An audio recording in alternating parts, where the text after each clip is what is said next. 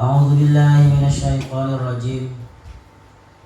بسم الله الرحمن الرحيم. اللهم صل وسلم وبارك وتحنن على سيدنا مولانا محمد الكريم الذي يمضي به الكريم كل رجاء ومقصود على آله وصحبه ومن إليه منسوب. سبحانك لا علم لنا إلا ما علمتنا إنك أنت العليم الحكيم. رب زدنا علما نافعا وارزقنا فهما مباركا. اللهم افتح لنا فتوح العارفين.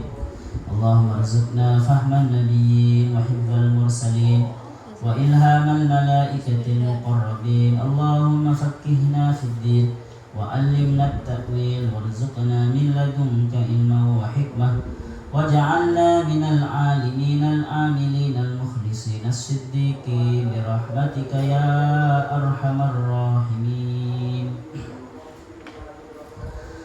إلى حضرة النبي المصطفى سيدنا محمد صلى الله عليه وسلم وإلى جميع روح آبائنا وأمهاتنا ومشايخنا وشيخاتنا وسادتنا واستاذتنا ولدنا وأبوينا وإخواننا وأخواتنا ونخص إلى روح سيدنا رتي محمد بن أحمد المهدي وسيدنا رتي عبد الرحمن بن أبي بكر الأسدي وإلى جميع الوالدين. اللهم اغفر لهم وارحمهم وعافهم واعف عنهم وارض عنهم واجعل الجنة مأواهم. الصلاة والسلام عليك يا رسول الله. شهر الله لنا ولهم الفاتحة. أعوذ بالله من الشيطان الرجيم. بسم الله الرحمن الرحيم. الحمد لله رب العالمين الرحمن الرحيم مالك يوم الدين. إياك نعبد وإياك نستعين. اهدنا الصراط المستقيم صراط الذين أنعمت عليهم غير المغضوب عليهم ولا الضالين آمين. قال الله تعالى وهو أصدق القائلين. أعوذ بالله من الشيطان الرجيم. بسم الله الرحمن الرحيم.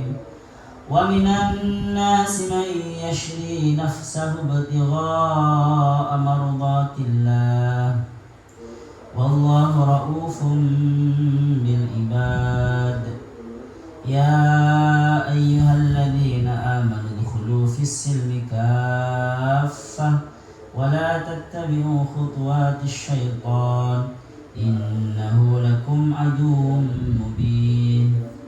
قال المصنف رحمه الله تعالى ونفعنا به وبعلومه وببركاته وبأنواره في الدارين آمين.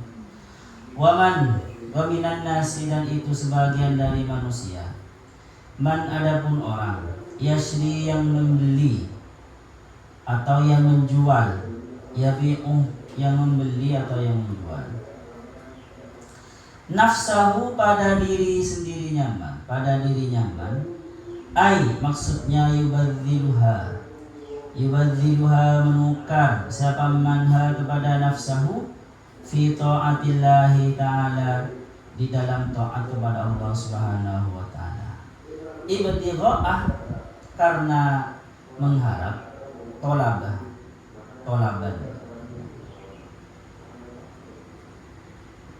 Ibtigha'ah itu maf'ul li ajli. Mardatillah karena mengharap keridhaan Allah, ridhonya Allah. Wa huwa adapun itu man. Maksudnya dilihat dari konteks ketika ayat ini dulu. Tetapi nanti ini bisa umum, siapa saja yang punya karakter seperti ini. Wa huwa adapun man sahib adalah sahib. Lamma setelah adahu menyiksa atau menyakiti kepada sahib al-musyrikuna siapa orang musyrik. Hajarah hijrah siapa sahib mengejar Rasulullah ilal Madinah ke Madinah. Wa taraka dan meninggalkan siapa Suhaib lahum untuk mereka, lahum untuk musyrikun, malahu pada hartanya. Jadi sahib itu ketika tidak betah di tempat penuh kekafiran, yaitu mencari ridho Allah, menyusul Rasulullah ke Madinah. Tetapi ternyata di jalan itu dicegat. Ayo gimana bernego akhirnya. Bagaimana saya supaya bisa ke Madinah? Tidak apa-apa lah, ambil harta saya, tapi tolong saya diberi jalan untuk umat ini. Nah itu orang yang membeli dirinya dengan hartanya, membeli. Jadi yasri di sini bermakna membeli. Kalau kasusnya seperti Shahib ini teman-teman. Tetapi nanti juga yasri ini bermakna menjual dirinya. Seperti apa contohnya? Seperti orang yang menjual dirinya, berani bersusah payah, berani bersusah payah, dirinya susah, letih untuk di jalan Allah, untuk mencari ridho Allah. Seperti para sahabat yang ikut berperang, itu sebenarnya menjual dirinya untuk agama Allah, untuk dapat ridho. Jadi dirinya itu sudah dijual kepada Allah. Ya walaupun ini teman-teman yasri di sini sebenarnya ya hanya kinayah sebenarnya. Memangnya diri kita punya siapa? Paham ya? Ini hanya majas. Yasri di sini menjual itu karena yang punya ya Allah kan. Bahkan harta yang dibuat membeli diri kita sendiri itu juga milik Allah sebenarnya. Ini saking ininya Allah. Padahal Allah itu miliknya sendiri. Itu sama seperti saya ngasih sesuatu kepada anak saya, seumpama terlanjur ngasih sesuatu ngasih HP ke anak saya. Kalau anak saya main HP terus, ayo Sefa, Baba beli HP-nya ya. Padahal sebenarnya HP saya. Tapi Sefa jangan main HP terus seperti itu. Baba beli HP-nya. Jam sekian Sefa nggak boleh main HP. Itu saking sayangnya kita dibeli diganti yang lain sama saya. Paham ya? Padahal yang milik kita. Itu saking halusnya Allah teman-teman. Makanya nanti wallahu raufum bil ibad, bahasanya itu kan. Wallahu adapun Allah raufun itu pengasih, lembut, bil ibad kepada hambanya. Maksudnya apa? Hambanya sudah dikasih hidayah sehingga dia berani menjual dirinya untuk di jalan Allah atau membeli dirinya supaya bisa di jalan Allah untuk keridhaan Allah. Tetapi bahasanya Allah masih pakai bahasa yasri nafsah. Paham? Padahal semuanya milik Allah. Makanya Allah itu rufa. Rufa itu apa namanya? Rauf itu pengasih. Pengasihnya itu sangat halus. Sangat halus sekali. Sehingga sekiranya tidak menyinggung. Seperti saya tadi ke Sefa itu ya. Tidak mau menyinggung. Wah, bapak ini mengganggu saya saja. Mau ini HP saya. Saya akan tidak seperti itu. Tetapi yang penting teman-teman, raufun bil ibad itu maksudnya Allah nanti akan membalasnya. Yang pertama maknanya, hamba yang seperti itu oleh Allah akan dikasih, tidak akan sia-sia. Yang nomor dua maknanya adalah dia bisa menjual dirinya karena raufnya Allah. Seandainya kita tidak dikasih oleh Allah, ya tidak dapat hidayah untuk bisa menjual diri kita di jalan Allah. Dan juga kita tidak akan punya hati rela mengeluarkan uang banyak untuk berpindah dari sesuatu yang tidak diridhai Allah menuju kepada sesuatu yang diridhai kalau tanpa rauf. Yang nomor dua teman-teman, raufun bil ibad makna. Yang nomor tiga maknanya seperti tadi, lembut sekali Allah. Pengasihnya itu lembut. Kadang ada orang pengasih tapi kasar kan ya. Ada kan orang itu demi supaya santri itu pintar semama, supaya anaknya pintar, dia pakai kata-kata kasar sekiranya menyinggung hatinya sehingga dia. Ada orang itu teman-teman, cara mendidiknya itu tidak kasar sekali, lembut gitu, tetapi akhirnya tersadar sendiri. Nah, seperti itu Allah maksud. Rauf itu Rasulullah seperti itu. Bukan hanya Allah ya. Allah itu mensifati dirinya Rauf ar-Rauf. Juga Rasulullah di Al-Qur'an disifati dengan Rauf. Bil mu'minina raufun rahim. Karena Rasulullah itu teman-teman paling sempurnanya manusia di dalam berakhlak seperti akhlaknya Allah. Jadi Rauf, sangat ngasih sekali Rasulullah. Lembut, pengasihnya lembut, cara didiknya lembut. Seperti yang terjadi Rasulullah padahal dirempar batu sampai giginya berdarah. Tetapi apa? Bahkan malaikat pun ini juga ketika di perang Uhud itu kan ya Rasulullah kan berdarah di gerahannya, luka banyak.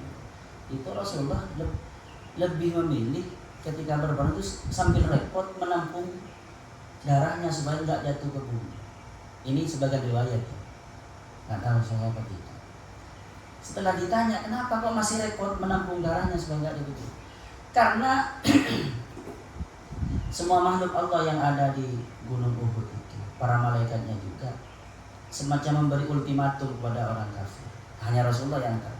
Jangan sampai darahmu Rasulullah sampai jatuh, maka kami tidak terima sampai jatuh. Nah itu saking masih kasihan kan berarti, masih kasihan kepada orang kafir.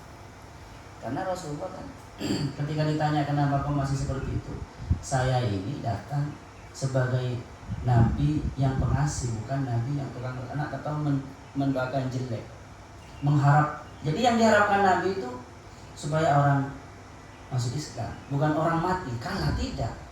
Ketika berperang Nabi itu sebenarnya bukan mengharapkan, yang dia lebih diharapkan adalah supaya mereka itu akhirnya masuk Islam. Sadar bukan menang.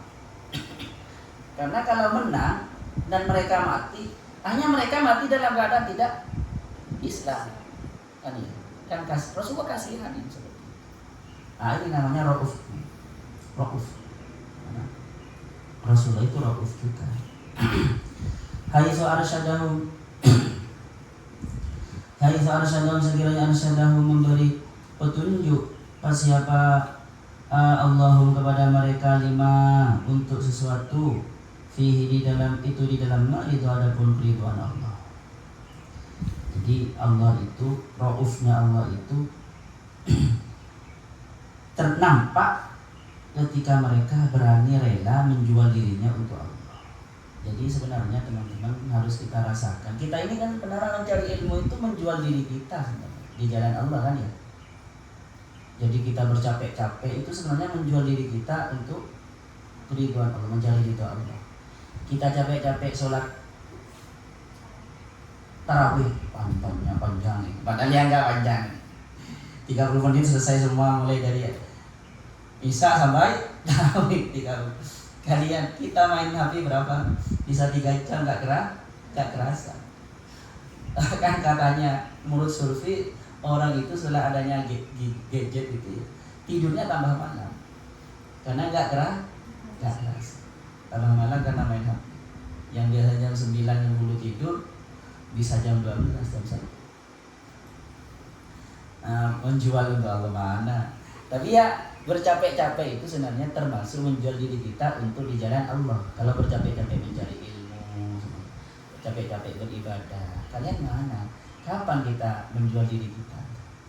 Atau kalian teman-teman berani mengeluarkan uang untuk dapat pendidikan tentang Allah, supaya lebih mengenal Allah, untuk memahami agama Allah, ya itu termasuk yasri, membeli. Paham ya? Itu sama. Ustadz, guru-guru coba Indonesia, coba teman-teman Indonesia itu kan parah sekali. Ustadz gajinya berapa guru SD, guru yang honorer semua itu kan cuma 700 sebulan. Saya tanya ke siapa? Nggak sebutkan namanya. Ngajar tiap hari, gajinya 600 sebulan. Padahal ngajarnya berapa jam? Dihargai berapa per jamnya? Itu termasuk itu teman-teman, kalau ikhlas demi ridho Allah itu termasuk man yashri nafsahu bigha'ah mardatillah. Apa itu kan? Ya kan ya? Per jamnya. Itu kalau dihitung lagi per anak, dia dalam sekelas ngajarin anak 30 20. Itu kalau dibagi lagi mungkin 2000 per anak bayarnya kan. setiap harinya atau tidak sampai 2000 kalau mau hitung-hitungan. Tetapi karena kalau ikhlas ya berarti termasuk kategori banyak orang yang seperti itu berani bercapek-capek untuk menjadi ridha Allah. Menjadi ridha Allah itu tidak harus berperang ya teman-teman. Dia semangat untuk menghilangkan kebodohan generasi muda sehingga berani seumpama yang ada kan guru di tempat-tempat terpencil gitu. Itu termasuk itu amaratul billah. Apalagi yang diajari supaya orang mengenal generasi muda mengenal. Kita kapan ya mau menjual diri kita? Ya kalian sudah menjadi ilmu ini, tapi niati dengan ikhlas ya. Dan jangan males juga. Di mana kesungguhannya menjual diri untuk ridho? Dikasih tugas sebentar sudah ngeluh. Ngajinya agak lama sedikit terlambat. Bahkan ini yang teman-teman itu kalau di kampus kuliahnya datangnya terlambat, tetapi kalau sudah waktunya keluar, Ustaz sudah habis waktunya. Di mana letak menjual dirinya untuk keridhaan Allah? Paham ya? Gampang ngeluh kita. Capek Ustaz, masa ngaji subuh? Masa setelah tarawih masih mau ngaji? Di mana teman-teman letak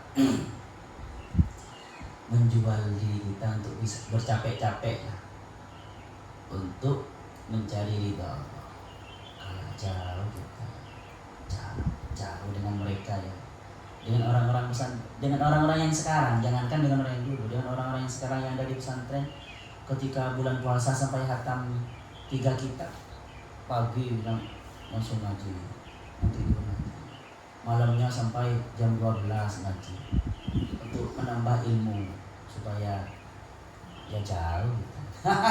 Nggak capek sama sekali kita teman-teman. Waktu kita tidak pernah digunakan untuk membeli keridhaan Allah ya, dengan serius. Banyak lebih enak tidur. Ya bukan saya ini bicara saya. Lebih banyak tidur ya kan.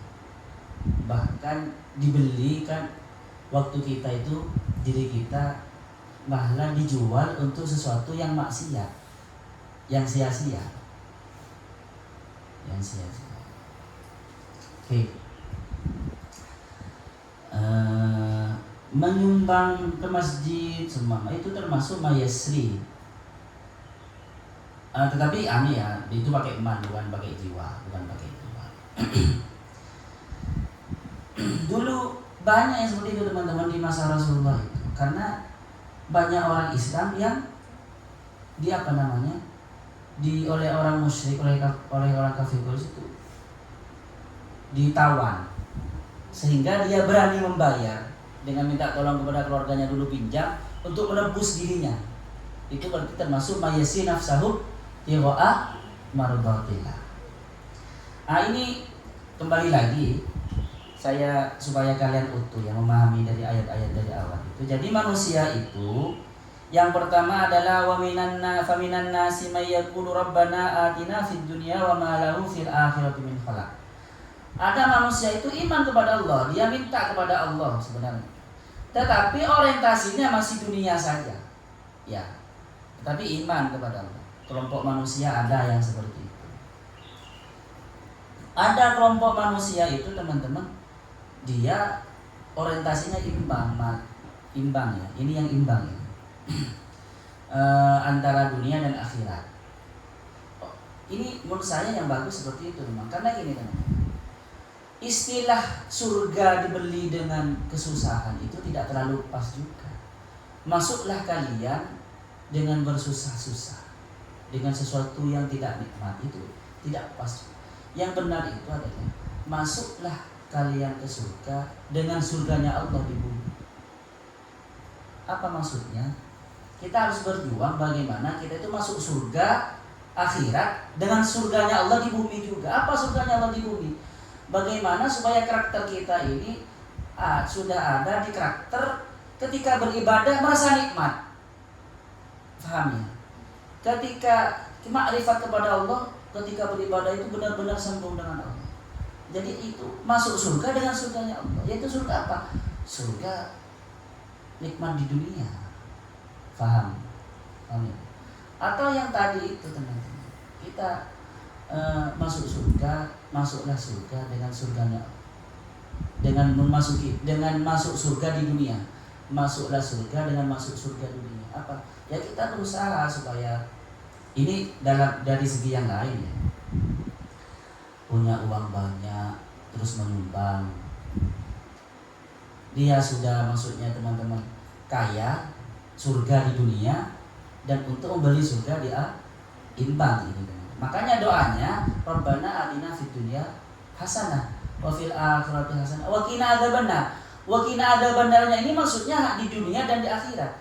Ya Allah, jauhkanlah kami di dunia dari api neraka. Neraka di dunia apa? Hidup sengsara. Hidup tidak tenang. Karena kesalahan manajemen mental. Karena kesalahan iman. Sehingga menemukan apa sedikit dia galau. Paham ya? Itu neraka itu. Lihat tetangganya beli mobil, dia malah masuk mobil ambulan karena sakit iri terus sakit jantungan. Itu kan berarti dia masuk neraka, dia sudah masuk neraka. Sehingga sekiranya hatinya sudah surga. Paham? Teman-teman seperti itu. Jadi masuklah surga akhirat dengan surga dunia. Itu dari segi manajemen hati. Dari segi duniawinya dia berusaha untuk kaya. Tetapi setelah kaya dia menggunakan hartanya untuk kebaikan, untuk menciptakan generasi yang hebat, hanya anak-anaknya untuk sumbang. Jadi untuk anak yatim, bukan hanya untuk bermewah-mewah. Dia sudah surga di dunia, surga di akhirat. Yang selanjutnya teman-teman, kelompok manusia yang munafik. Kalau ini masih iman ya, ini munafik. Ini munafik ini. Jadi yang bukan yang ini, yang kemarin itu waminan nasi mayu jika qauluhu itu. Ada manusia dari segi zahirnya itu membuat kita kagum. Kayaknya kok kita ingin seperti itu. Padahal dia sebenarnya merugikan kita, munafik. Nah, kalau contoh kemarin seperti Ubay itu ya, siapa namanya? Ahnas itu. Dia itu ketika perang Badar teman-teman, mengajukan pendapat kepada Rasulullah itu kayaknya hebat ya, strategi gitu. Tetapi ternyata ketika pas di perang Badar, dia dengan 300 orang yang sesama orang munafik, tidak ikut perang, diselewengkan, sehingga tentara orang Islam itu sedikit digembosi. Ada sampai 300 orang akhirnya tidak ikut perang, digembosi, munafik kan. Tapi awalnya kok kayaknya wow gitu kan ya, kayaknya ingin membela Islam beneran gitu, membela Nabi beneran. Ada orang seperti itu yang saya sebutkan kemarin itu. Dan ada yang seperti ini. Ini total ini. Mayyasri nafsahu tiwa amrutatillah. Ini kata. Kalau yang di atas ini teman-teman, yang waminan nasi mayyu'jibu qawlu fil hayatid dunya, ini karakter dua orang, kafir dan juga munafik. Karena munafik itu, yang munafik ini ya, yang munafik mengaku iman ternyata tidak iman, itu kafir sebenarnya. Seperti itu. Ada munafik itu di level orang Islam sendiri. Orang Islam tetapi masih munafik. Seperti itu. Ya yang seperti saya bilang tadi, kemarin itu. Ada orang atau caleg atau presiden gitu. Kalau melihat dari programnya yang dijual kok wow, mayu juga qauluhu. Tetapi ketika wa idza tawalla, ketika dia sudah berkuasa malah itu atau kalau di kantor-kantor tempat kerja kita itu seperti penjilat, biasanya seperti itu. Penjilat itu teman-teman ketika bicara ke atasan itu luar biasa, programnya bagus, menjilat. Tetapi kalau sudah di atas dia menginjak yang di bawah. Wa idza tawalla itu dia maya. Itu bisa orang kafir, levelnya orang kafir, bisa orang Islam sendiri.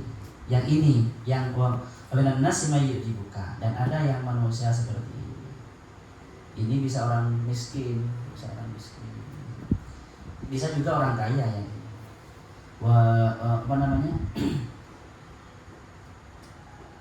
Wa minan nasi may yashri nafsahu tigha'a mardatillah.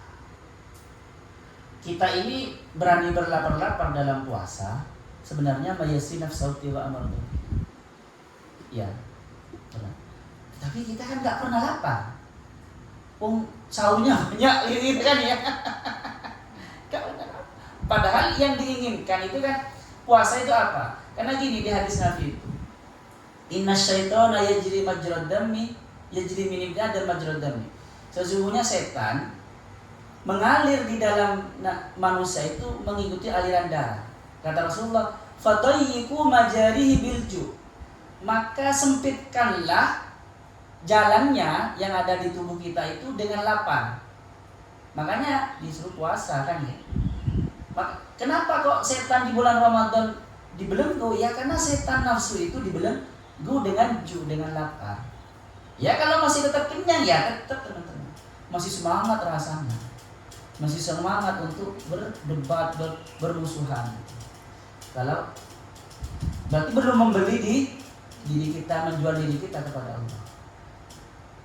Belum menjual dengan rasa haus, dengan rasa lapar.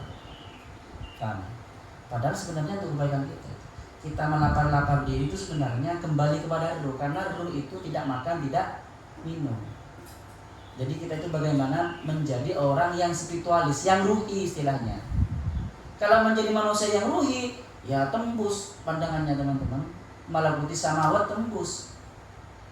Karena ruh kita yang ruhi itu, ruh kita yang tidak makan, tidak minum itu yang sebenarnya luar biasa, absolutnya luar biasa itu terhijab oleh potensi jasmani kita karena sering makan, tidur, macam-macam itu ya.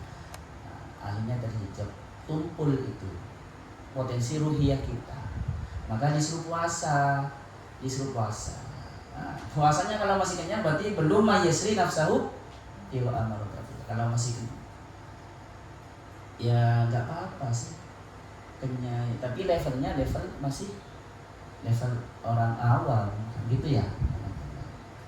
Wong di syariatnya disuruh makan sahur Ustaz biar kenyang, biar kuat, ya nggak apa.